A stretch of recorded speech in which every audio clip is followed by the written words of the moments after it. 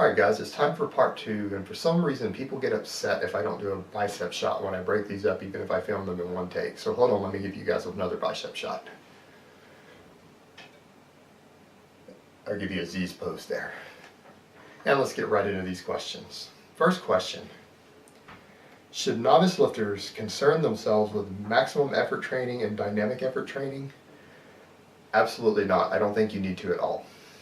In fact, I'm going to say that for your first year of training, first year, even if you're a strength athlete or you're training for powerlifting or strongman or things like that, I don't think you need to go above about 85% intensity.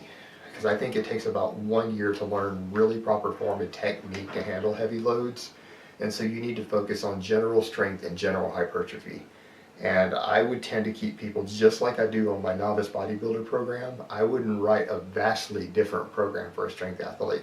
I might pull some of the curls and other things out. But for a starting strength athlete, I might slightly reduce the volume so that they can progress slightly faster on the weight. So doing 3x5s instead of 5x5s. And probably pull out things like the curls and just make them do weighted chin-ups.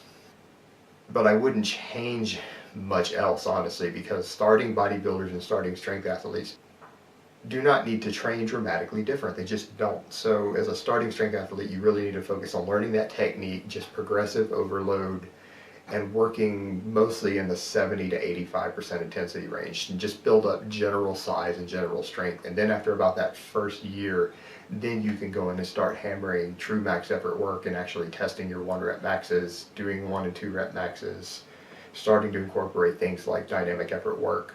But you don't need any of that stuff in your first year. And if anything, you're just potentially exposing yourself to unnecessary injuries, and it's not necessarily going to help you develop any faster. So just stick to the basics and work in those moderate intensity ranges and just build a general strength and size base.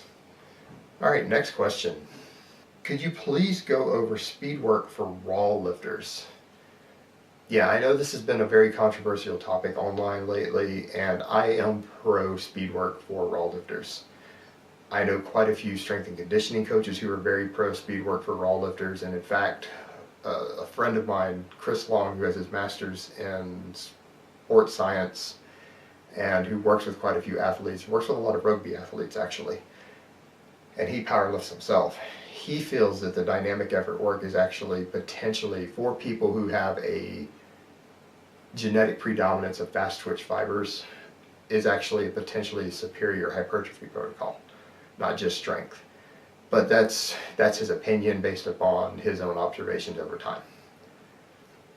So there needs to be more study done on that. But yeah, I think it can be good for raw lifters. But I think the thing that you need to consider with raw lifters who are going to do speed work, you really need to focus on making sure that you're using accommodating resistance correctly and that you are getting a high enough workload and percentage of your 1 rep max, because a lot of equipped lifters will work with lighter weights when they're doing their speed work. And I think that if at the lockout of your speed work as a raw lifter, whether you're using bands or chains, that you need to be hitting a minimum of 70% of your 1 rep max at the top of the rep on the speed work. Even if it's 50% at the bottom or 40% at the bottom, you need to be at a minimum of 70% at the top of the lift as a raw lifter, because you need a higher intensity and a higher workload for it to properly carry over to your raw lifts. You're not going to be able to do it the same way that equipped lifters do with the slightly lighter weight.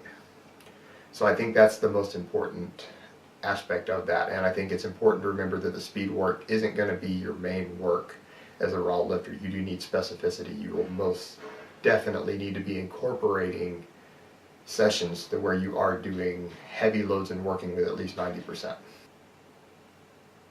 So that's really the main point, is just making sure that your accommodating resistance is set up right and you take that into account and you do it differently for a raw lifter.